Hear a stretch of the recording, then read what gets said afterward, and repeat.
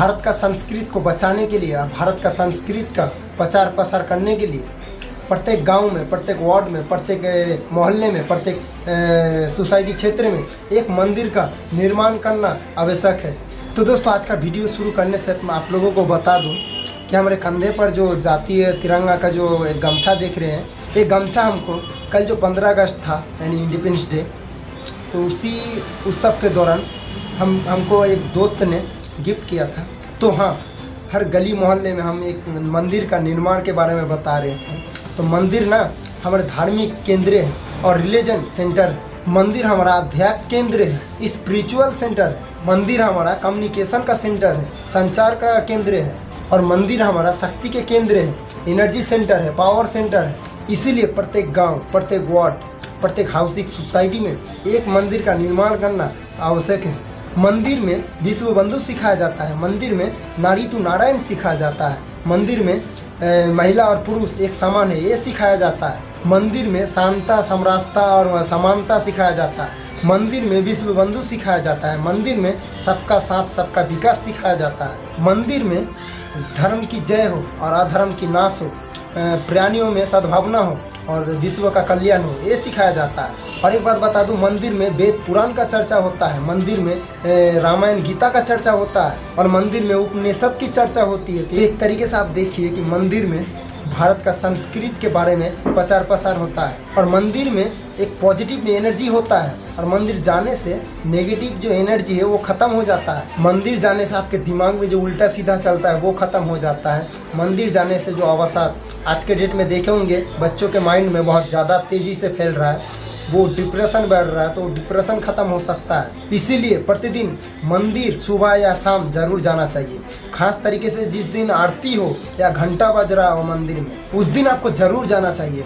आप प्रतिदिन नहीं जा सकते हैं, लेकिन सप्ताह में एक दिन जरूर जाइए। आप शनिवार, रविवार या आपका जिस दिन वीकली हॉलीडे हो उस दिन आप जरूर जाइए।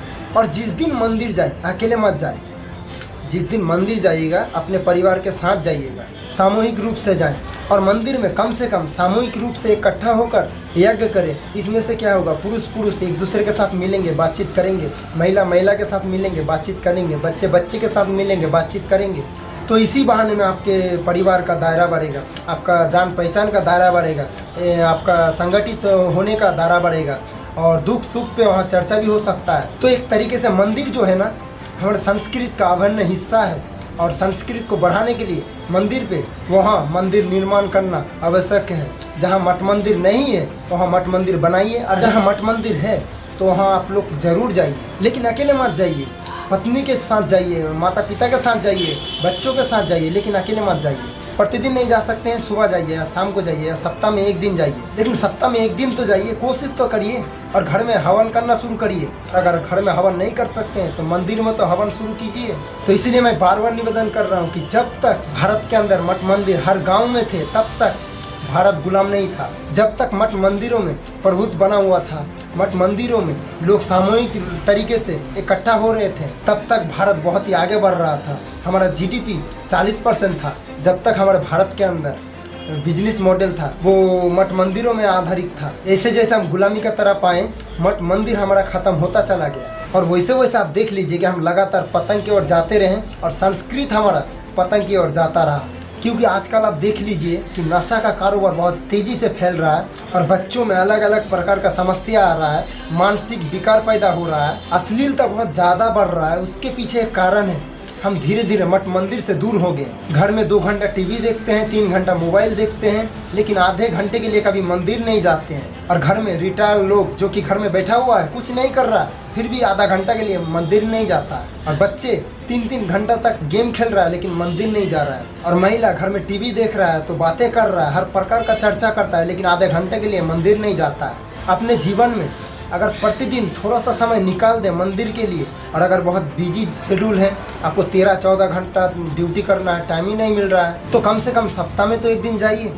आपसे प्लीज़ निवेदन करते हैं कि मठ मंदिरों में जाना शुरू करिए, सामूहिक तरीके से इकट्ठा होइए और समाज का जो समस्या है उसको लेकर आप चर्चा कीजिए। भारत का जो संस्कृत कमज़ोर हो रहा है उसको लेकर आप चर्चा कीजिए, या भारत में जो इतना नशे का कारोबार फैल रहा है, या धर्म परिवर्तन हो रहा है, या और प्रकार का कुरीतियाँ आ रहा है, उनकी अस्थायी समाधान के बारे में चर्चा कीजिए। भारत का संस्कृत का इतना क्षरण हो रहा है उसको कैसे बचाया जाए उसका चर्चा कीजिए। अगर भारत को बचाना है, भारत का संस्कृत को बचाना है, भारत का ज्ञान विज्ञान को आगे बढ़ाना है, भारतीय परंपरा को आगे बढ़ाना है, तो सबसे पहले हमें भारत का मठ मंदिरों को मजबूत करना पड़ेगा। तो इसीलिए भारत का कुछ मशहूर वकील ने सुप्रीम कोर्ट में PIL फाइल किया है, और उस PIL फाइल में ये कहा है कि हमारे भारत के अंदर मठ मंदिर को कंट्रोल करने के लिए जो 35 कानून चल रहा है उन 35 कानून को बंद करने का मांग किया है, और सभी राज्य सरकार को नोटिस जारी किया है, लेकिन अभी तक कोई राज्य सरकार का जवाब नहीं आया।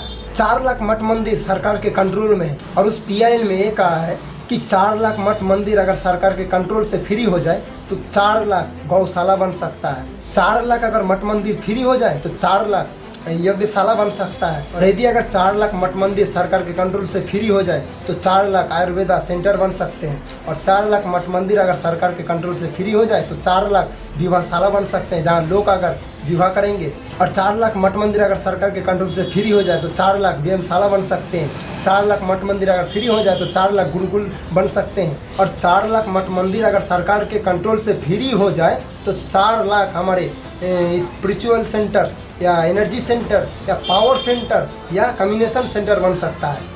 तो इसीलिए हम आपसे निवेदन करते हैं कि अपने गांव में, अपने वार्ड में, अपने मोहल्ले में, अपने सोसाइटी क्षेत्र में एक मंदिर का निर्माण अवश्य कराइए, और अगर है तो आप वहां पर जाइए, और अगर नहीं है तो लोगों को इकट्ठा करिए, सामूहिक तरीके से एक छोटा सा मंदिर बनाइए। और मैं तो कहना चाहूँगा कि 10 बाय 10 का मंदिर बनाइए, यानी 10 फुट बाय 10 फुट मंदिर बनाइए, यानी छोटा से ही शुरू कीजिए। 1-2 लाख रुपया इकट्ठा कीजिए, उसके बाद उस मंदिर का काम शुरू कीजिए, और बाद में कुछ पैसा आ जाएगा तो बाद में फिर कुछ काम हो जाएगा। लेकिन हर सोसाइटी एरिया में, यानी कि जितने भी शहर में सोसाइटी एरिया है वहाँ पर एक छोटा सा मंदिर का निर्माण अवश्य कराइए, और जहाँ भी जितने मोहल्ला है, जितना गांव है, वहाँ पर छोटा सा मंदिर बनाने का प्रयास कीजिए। एक बात और सुनिए, अगर कोई बताए कि सोसाइटी एरिया में मंदिर बन रहा है तो मस्जिद भी बनना चाहिए, चर्च भी बनना चाहिए, तो एक बात बता दूं, मंदिर, मस्जिद और चर्च एक समान नहीं है। केवल मंदिर में ही सर्वधर्म समभाव सिखाया जाता है, मंदिर में ही विश्व का कल्याण सिखाया जाता है, मस्जिद और चर्च में नहीं सिखाया जाता है। और केवल मंदिर में ही समता, समानता और समरास्ते के बारे में सिखाया जाता है, और केवल मंदिर में ही विश्व बंधु सिखाया जाता है, मंदिर में ही नारी तो नारायण सिखाया जाता है, मंदिर में ही सबका साथ सबका विकास सिखाया जाता है। तो इसीलिए अगर कोई बताता है कि सोसाइटी एरिया में अगर मंदिर बन रहा है तो वहाँ पर मस्जिद भी बनना चाहिए, चर्च भी बनना चाहिए और कुछ बनना चाहिए, तो एक गलत बात है। तो एक बार फिर से बता दूं कि मंदिर, मस्जिद और चर्च एक समान नहीं है। मस्जिद में इस्लाम प्रचार के बारे में बात होता है, और मस्जिद में मानवता प्रचार के बारे में बात नहीं होता है, और मस्जिद में केवल जो मुस्लिम है उसके कल्याण के बारे में बात होता है, विश्व कल्याण के बारे में बात नहीं होता है। और इसी तरीके से चर्च में जो कि कैसे क्रिश्चियनिटी प्रचार हो, कैसे क्रिश्चियन बढ़े, तो कैसे क्रिश्चियनिटी का विकास हो, इसके बारे में चर्चा होता है। ना मस्जिद में विश्व कल्याण के बारे में चर्चा होता है, ना चर्च में विश्व कल्याण के बारे में चर्चा होता है। तो अगर कोई ये कहे कि सोसाइटी एरिया में अगर मंदिर बन रहा है तो वहाँ पर मस्जिद, चर्च दोनों ही बनना चाहिए, तो ऐसा नहीं, क्योंकि संविधान का जो मूल भाव है equality, justice, liberty, fraternity, unity, national integration, ये केवल मंदिर में ही सिखाया जाता है। चर्च में या मस्जिद में equality, justice, liberty, fraternity, unity, national integration नहीं सिखाया जाता है। केवल मंदिर में ही वंदे मातरम और भारत माता की जय सिखाया जाता है। चर्च में और मस्जिद में वंदे मातरम और भारत माता की जय नहीं सिखाया जाता है। तो इसीलिए अंतर समझना पड़ेगा। और दुर्भाग्यवश मैंने ये भी देखा केवल हिंदू ही बताते हैं कि सभी धर्म एक समान है, और कभी मुस्लिम को नहीं देखा कि सभी धर्मों को एक समान मानता हो, क्योंकि वो जानता है कि इस्लाम सबसे अलग है, इसलिए वो सर्वधर्म समभाव के बारे में बात नहीं बोलते। क्रिश्चियनिटी भी जानते हैं कि क्रिश्चियन सबसे अलग है, सबको एक समान नहीं मानता, इसीलिए सर्वधर्म समभाव के बारे में नहीं बोलते। मुस्लिम भी सर्वधर्म समभाव के बारे में नहीं बोलते, और हिंदुओं को किसी धर्म के बारे में पता ही नहीं है, न क्रिश्चियन के बारे में पता है, न मुस्लिम के बारे में पता है, न बाइबल पढ़ा है, न कुरान पढ़ा है, और इसीलिए सर्वधर्म समभाव के बारे में चर्चा करता है। तो एक्चुअल में केवल सनातन धर्म ही सिखाता है सर्वधर्म समभाव के बारे में, मंदिर से ही सिखाया जाता है सर्वधर्म समभाव के बारे में। तो दोस्तों, आज का वीडियो कुछ आप लोगों के लिए ये मैसेज था कि आप लोग किसी नौकरी करते हैं, कोई काम वगैरह करते हैं, या घर में खेती बाड़ी करते हैं, या अपना कारोबार चलाते हैं, कोई भी धंधा पानी करते हैं, कोई भी जॉब वगैरह करते हैं, लेकिन दिन में आधा घंटा के लिए मंदिर जाने का टाइम ही नहीं मिलता। और अगर टाइम भी मिलता है तो आप जाते नहीं हैं। इसी के बारे में आज चर्चा कर रहे थे। और छोटी मुँह बड़ी बात, एक बात बता देता हूँ कि अगर आप लोग हर दिन नहीं जा सकते हैं ना मंदिर, तो कम से कम सप्ताह में आधा घंटे के लिए तो ज़रूर जाइए। आप लोगों को जाना पड़ेगा अपने संस्कृति के लिए, अपने धर्म के लिए, अपने फैमिली के लिए, अपने आत्मा रक्षक के लिए, अपने सुरक्षित के लिए, क्योंकि मंदिर से ही सर्वधर्म संभव के बारे में सिखाया जाता है। मंदिर से ही समाज का कल्याण के बारे में सिखाया जाता है, विश्व कल्याण के बारे में सिखाया जाता है, अपने संस्कृति को कैसे बचाया जाए उसके बारे में चर्चा होता है। तो इसीलिए आप लोगों से निवेदन करते हैं कि अगर आप लोगों को हर रोज़ जाने के लिए टाइम ही नहीं मिलता है मंदिर, तो कम से कम सप्ताह में आधा घंटा के लिए ज़रूर जाइए।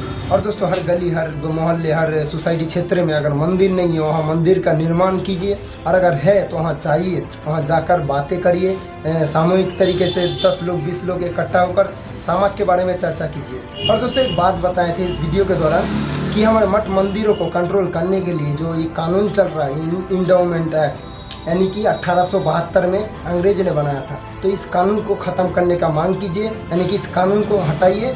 और उसके अलावा 35 कानून और चल रहा है। अंग्रेज ने तो 2 कानून बना कर गया हमारे मठ मंदिर को कंट्रोल करने के लिए, लेकिन आज़ाद सरकार ने और 33 कानून बना दिया हमारे मठ मंदिर को कंट्रोल करने के लिए। तो दोस्तों, ये 4 लाख मठ मंदिर अगर फ्री हो जाते हैं ना, तो 4 लाख विवाहशाला से लेकर, गुरुकुल से लेकर, धार्मिक शाला से लेकर, गौशाला से लेकर, आयुर्वेदिक सेंटर से लेकर बहुत प्रकार का सेंटर बन सकता है। तो इसीलिए आप लोगों से निवेदन करते हैं कि ये 4 लाख मठ मंदिरों को सरकार के हाथों से फ्री कीजिए और अपने संस्कृति का प्रचार प्रसार कीजिए, अपने संस्कृति को आगे बढ़ाइए, अपने संस्कृति का बचाव कीजिए, अपने संस्कृति का रक्षा कीजिए। और यदि अगर मेरा वीडियो आप लोगों को कहीं से भी अच्छा लगा होगा तो वीडियो को प्लीज़ जज, वकील, IPS ऑफिसर, पुलिस ऑफिसर, सांसद, विधायक या धर्मगुरुओं को भेज सकते हैं। तो दोस्तों, वीडियो को लाइक करना, चैनल पर नए तो चैनल को जरूर सब्सक्राइब कर देना। तो दोस्तों, मिलते हैं अगले वीडियो में नए सोच के साथ, नए एनर्जी के साथ। तब तक के लिए जय हिंद, जय वंदे मातरम, जय सिया राम।